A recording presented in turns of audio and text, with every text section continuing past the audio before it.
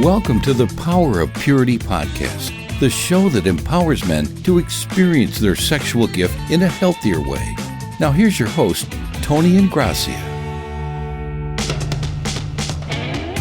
Hey guys, welcome back to the Power of Purity podcast. And I thought what I might do in the early stages of the Power of Purity podcast here is to share with you more of my personal story, because I believe that my story really is kind of at the epicenter of what I have to share, maybe the most important thing I have to share. I do this Power of Purity conference now, which consists of 30 different sessions. I trust that there's a lot of good information there that would be helpful and encouraging. But I really believe that my personal story is kind of at the epicenter of everything that I have to share, because it represents what God has done in my own heart and life, and I think that's the most significant thing that I have to share. So I wanted to start by sharing more of my story with you guys today. And I want you to understand that as I share my story, I'm going to talk about a lot of stuff that I'm not really very proud of at all. Some of the most shameful things, embarrassing things, heinous things, terrible decisions I've made around my sexual brokenness, and it's stuff that I'm not really proud of, but I feel that God wants me to share my story because it illustrates what God can do in a human heart, in a man's heart and life, and in a man's broken sexual self. And I'm like a living miracle, I think. I'm proof that God can change a man's heart. God can change a man's life. God can break sexual addiction. God can help a man go from a place of sexual brokenness to sexual healing. In the verbiage of episode 1, God can help a man to close the gap between the man that he's been and the man that God is calling him to be. So I just have on my heart to share some of my story, and I want to encourage you, that as I share my story, to realize I do it not just to convey my story and information, but really for a purpose, and that is I hope that you might see my story as a kind of template that you can lay over your own life. Kind of like if you went to church and they were going to sing a song, so they put an overhead on the projector and projected it up on the wall. Well, it's a kind of template. And what I've learned is that as I share my story with men, you see, I thought for a long time that I was like a total freak show, and that I had all these issues and problems, and something was really, really wrong with me.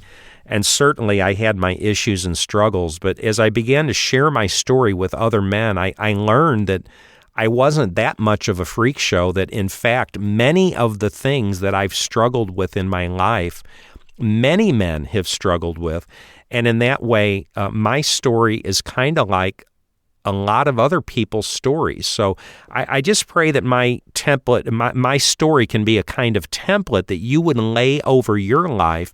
And really my primary motive in sharing my story is to invite you into your own story, the story of your life, and begin to contemplate and struggle with and evaluate and consider your own story. You see, as a pastor and as a licensed professional counselor, I've really come to believe that most people do not understand the story of their own life. They might understand certain historical facts that occurred, things like my mom and dad got divorced when I was 9, or my baby brother got killed in the car accident when I was 12 years old. I smoked marijuana for the first time when I was 14.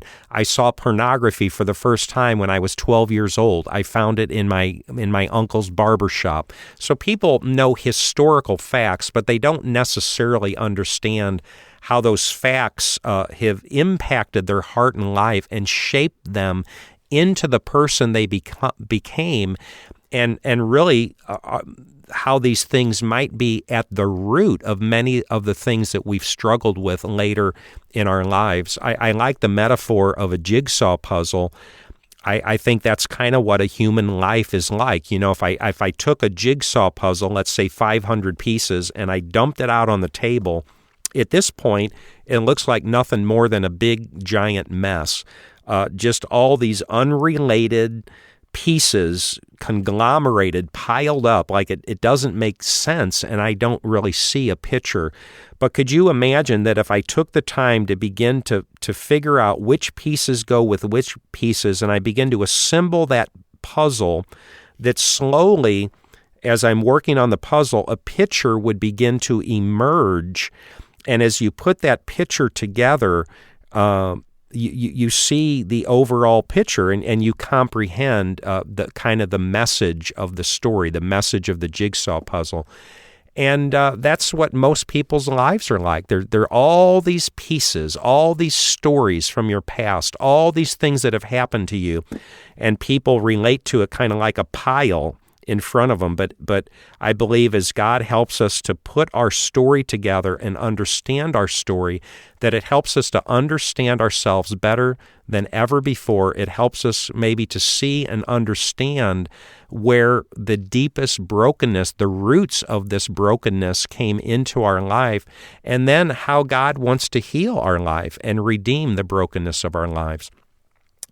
So anyway, I'm just talking about the concept of story, which I think is really important and really at the epicenter of my construct of ministry. I think it's just incredibly important for people to understand the story of their life. And one more thing, or maybe two more thoughts before I actually get into my story. I want to share two metaphors with you to illustrate something. Imagine if you were going to make a cake. I'm not much of a cook. I'm certainly not a baker, but I understand that when they make a cake, they put a lot of different ingredients together. Milk, butter, flour, sugar, eggs, flavoring. I don't know what all they put in a cake mix, but then you mix up this mix and you put it in the oven, and the cake that comes out of the oven is predicated upon the ingredients that went into the cake.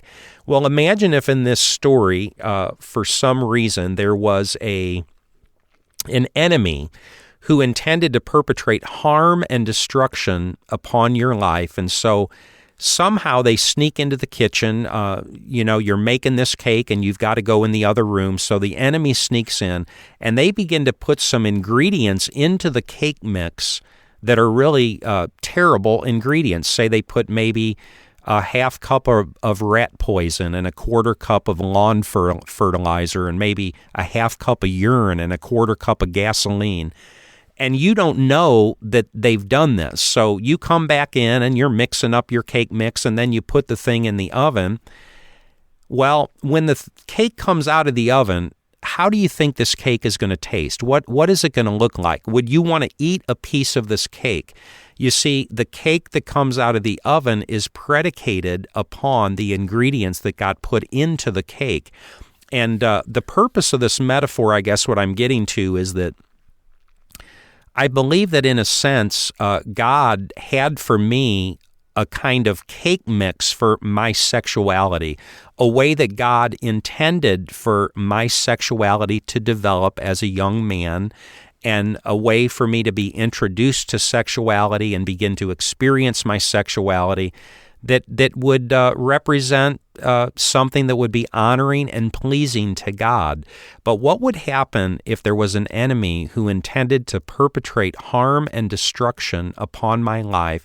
And so this enemy sneaks into the story very early in the story and begins to put some unbelievably terrible ingredients into the cake mix of Tony's sexual self. You see, some ingredients that would be very unholy, ungodly, unhealthy, totally uncool things into the development of this story, you see. And I believe that that's exactly what happened to me and exactly what has happened to so many of us. And as I got into my own therapeutic process and began to unpack and understand my own story, it helped me understand basically where my sexual addiction came from, where the roots came from. You see, these seeds were planted in my heart and life, these ungodly, these unholy seeds. And the fact is, there's a big problem with seeds. and that is they take root and they begin to grow. And in time, the roots get bigger and stronger and deeper. And then eventually the roots begin to produce fruit in a person's life. You see, fruit comes from roots. The second metaphor I wanted to share was that of a rocket ship. Imagine if NASA was going to shoot a rocket ship all the way to the moon. Well, they would have a predetermined trajectory to make the rocket ship get to the moon. But again, imagine that there's an enemy of this mission who wants to sabotage and cause harm and destruction. So somehow this enemy sneaks into the rocket ship the night before the launch, and he messes around with the computer system and the gyroscope and the GPS, and he gets that thing out of alignment, maybe not even much, maybe just like 3 degrees. So when the rocket ship launches the next day, it doesn't seem like it's that far off course. 3 degrees isn't that far, right? But as the rocket ship goes further and further toward its destination of the moon, if you extrapolate out that trajectory that at the beginning was off only 3 degrees, as it goes further and further, the rocket ship, in fact, is going to get further and further and further and further off course all the time. And by the time it reaches the distance of the moon, that thing might actually be like 170,000 miles off course, you see. And the point is this: I believe that when I was born, when you were born, God had a particular trajectory for the development of our sexual selves, a pathway, if you will, that God wanted me to follow as I would go through, my adolescence and puberty and into adulthood, that would take this trajectory of purity and holiness. And I would develop into the man that God intended for me to be as a sexual person. But imagine this enemy comes in and messes with the gyroscope and begins to bump me off course, so that as I got older and older, 8 and 10, 12, 14, 16, and 18 years old, that I'm getting further and further off course all the time from the sexual person that God intended me to be. Well, how do you take, I'm 58 years old, how do you take 58 years and boil it down into a synopsis of just a few minutes in order to tell a person's life story? It's almost impossible to do. So what I'm going to do is just really share a couple highlights, a couple significant stories from my life. I've got 10 or 11 of them here that I'm going to share with you guys that will convey to you enough, I think, to help you understand the point that I'm getting to and help you comprehend kind of how my sexual self became so damaged so early in my life. So I've got 10 or 12 stories. And the first story I simply call my family of origin. I had a mom and dad like everybody else. There were 6 of us siblings. There were 3 brothers and 3 sisters. And if I had to choose 2 words to kind of say something about my dad, I would choose the words anger and fear. My dad was just a very angry man, and I think it's fair to say that we kind of grew up under a pavilion or an umbrella of fear when we were kids. I know at least I did, and I believe it was true in our family. My dad was frustrated a lot. He had a short temper. He was angry. And you just kind of learn when you're a little kid, stay away from Dad. The goal was to never become the object of his wrath. If there's a beehive up in the corner, you learn pretty quick, don't hit the beehive with a stick because the bees might come out and swarm you, and then you're in big trouble. So if my dad came home from work, go down in the basement. If my dad came in the basement, go outside. Just kind of keep a safe distance between you and Dad, you see. It was just safer. And concerning my mom, if I had to pick two words to define my mom, I might pick the words cool and distant. And by the way, I just want to give kind of a disclaimer here as I talk about my family of origin, as I talk about my dad and my mom. My motive is not to blame them for the person I became or to blame them for decisions that I would make in my life and really for my sexual brokenness and my sexual addiction. I do believe that one day I'm going to stand before God and I will have no excuses on that day, and I can't say, well, it was his fault, it's her fault, the things that I did wrong. I think I'm accountable to God, and nothing can change that. So I don't mean to lay blame on my dad and my mom. I love my dad and my mom. I think they were a great dad and mom. I think that they did the very best that they could do with everything they had to work with. But the fact is that our family was dysfunctional, as I believe every single family is dysfunctional. I don't think there's any normal family or completely healthy family. And the reason for that is the Bible says that everybody has sinned. Every human being is a sinner. And so it just looks different in different families and different people. But certainly every family has their issues, and no family is perfect. Well, with that being said, I mentioned that the two words I would pick for my mom would be cool and distant. And I guess what I'm saying is that there just was not very much relational or emotional warmth in my household, in my family of origin. I have little to no memory as a child of ever being touched except in anger. I don't remember there being a demonstrative level of affection or attention. I don't remember hugs. I don't remember being kissed. I don't remember someone touching my hair, tucking me into bed. I don't remember sitting on a parent's lap and having a book read to me. I just don't remember these things. There was kind of a conspicuous lack of emotional and relational warmth and love. And it was something, I think, that really significantly affected me, and I really didn't understand this until I got into my own therapeutic process and began to understand some of these things. You see, essentially, I think that the relational dynamics that were alive and powerful in my family of origin essentially left me as a young man kind of relationally and emotionally starving as a young boy. There was a kind of emotional vacuum in my young heart, a kind of a relational isolation or aloneness. And I tell that story kind of as a foundational story because I do believe that it's significant as my story unfolds. And that leads me to the second story of my life, which is magazines and books. I call it magazines and books. And I think I was about 10 years old when I found my father's pornography. And I don't know for sure. I might have been 9, I might have been 10 or 11, but I think I was 10 years old.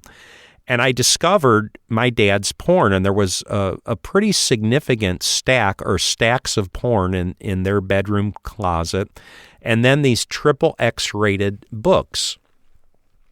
I remember one of the books specifically was written by a prostitute where she told about all of her exploits as a prostitute. Stories about having sex on airplanes and having sex in swimming pools and in automobiles and having sex with groups of people and sex with men and sex with women, and even a story about having sex with a dog. And so I found this stuff when I'm 10 years old, and I was instantly, powerfully attracted and intrigued with this pornography. I remember, in retrospect, it's just amazing to me to think about the power that it exerted on my young soul. It's as if this pornography almost had a voice that I could hear, and when I would be in the house or in the other room, I wanted to look at it so bad. It's almost like I could hear it calling me, "Tony, we're here, we're waiting for you, come and look at us, Tony." And I just couldn't wait to see this pornography. And I remember sitting on my mom and dad's bed. My dad worked full-time. My mom worked part-time. So my mother was home most of the time, but there were times when they were both gone from the house. And these moments of solitude afforded the perfect opportunity for me to sneak. I remember sitting on my mom and dad's bed and literally opening centerfolds all around me, surrounding myself with 6 or 8 or 10 pictures of these beautiful, colorful pictures of these naked women. And this pornography was just incredibly powerful to me. And I think in large part it had to do with story number 1, this kind of relational and emotional vacuum in my young heart. It's as if I was almost starving for someone to touch me. Will someone touch me? Will someone hug me? Will someone say that they love me? And I saw in this pornography, I think in a way, the very things that I was deeply longing for: human connection, people touching each other, and presumably loving each other and enjoying each other. So I think the pornography for me became not just a sexualized event, but an emotional event. It was providing something emotional in my young heart and soul. And by the way, guys, I really believe that most men way underestimate the power of pornography in their heart and life. Most people minimize it. They try to suggest that it's a rather benign. Every boy finds pornography. It's part of growing up. It's no big deal. It's part of becoming a man. And so every boy's going to find porn and get involved with porn. And it's just no big deal. Well, I don't believe that. I believe it's an unbelievably powerful force in a young boy's heart and life. We're going to talk more about this as the podcast unfolds. But let me just say this. I'm 58 years old now, and I'm telling you guys that I could not handle looking at porn. Right now, at this point in my life, I resist porn. I do not look at porn. I haven't looked at porn in a long time. And I'm telling you, it would mess me up. I know if I got involved with pornography and started looking at porn, what it would do in my heart, what it would stir in me, the lust and the desire it would stir in me, and how it would affect my relationship with God and how it would affect my relationship with my wife. I'm telling you, I don't believe that I could handle pornography as a 58-year-old man. It would have a horrible effect on me. And you're telling me you're going to put this stuff on a 10-year-old boy and expect him to have any frame of reference, any paradigm in his life to make sense of this and to manage this? It's like an explosion in the depth of my soul. It was such a powerful event. It's hard for me to put words to it. I just can't underestimate how significant this story is in my life. You know, if a kid... could you imagine a kid that sees a saltwater fish tank for the first time? They go up to this fish tank and they're amazed because they see these bright yellow and blue and red and pink and purple neon fish swimming back and forth. And so this child puts his face against this fish tank and smashes his forehead, his nose, and his lips, and he's looking into it's as if he's looking into this new world. He's looking into a world that he didn't know existed, and he's fascinated by this new world. And I feel like that's what this pornography essentially did to me. It's like I was looking into a world that I never knew existed, and I was watching people do things that I didn't know that people did, and touch people and touch each other and talk to each other and do these things that were so new to me. And I was fascinated and I was intrigued, and it provoked something in me, and it made me hungry for something. And I just think it was an unbelievably powerful, significant story in my life. And that brings me to the third story that I want to share with you, and I call it Risk to Peak. And this story is significant because I believe that it actually reveals the birth of my sexual addiction. And although I didn't understand it until I got into my own therapeutic process, I came to understand that I believe my sexual addiction actually began very, very early in my life, probably at the age of 10 or 11, or at least by the age of 12.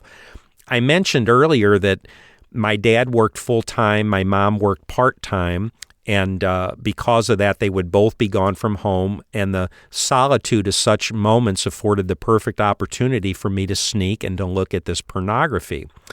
Well, what happened in a short matter of time is that I wanted to look at the porn, but I had a problem, which was that my mother was at home. You see, she was at home way more than she was at work. And when I found this pornography, I wanted to see it. I had this urge to look at it virtually every day, but I had a dilemma. My mom is at home, and my common sense told me I couldn't go in there and start looking at porn with my mother at home, and it would kind of drive me crazy because I wanted to look so bad, but I didn't have the chance. Well, I figured out a solution, and that is, I guess time and experience had taught me that when my mother went downstairs to do the laundry, she would typically be down there for an extended period of time, 15, 20, 25 minutes. We were a pretty big family, and I can only imagine, she would go down there, and by the time she would take a load out of the dryer and hang it up, then move the load from the washer to the dryer, then put a new load in the washer. By the time she did this whole system, she would be down there for 15, 20 minutes, 25 minutes. And so I thought this would afford me the opportunity to sneak and look at the porn.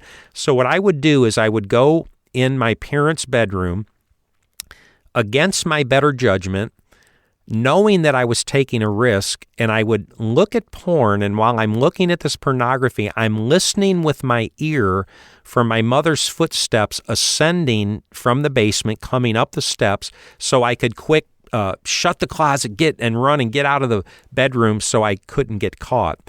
And when I was evaluating this story, and I came to realize the significance of the story, it kind of blew me away, you guys, because I realized that these were the seeds of my sexual addiction. Do you see it?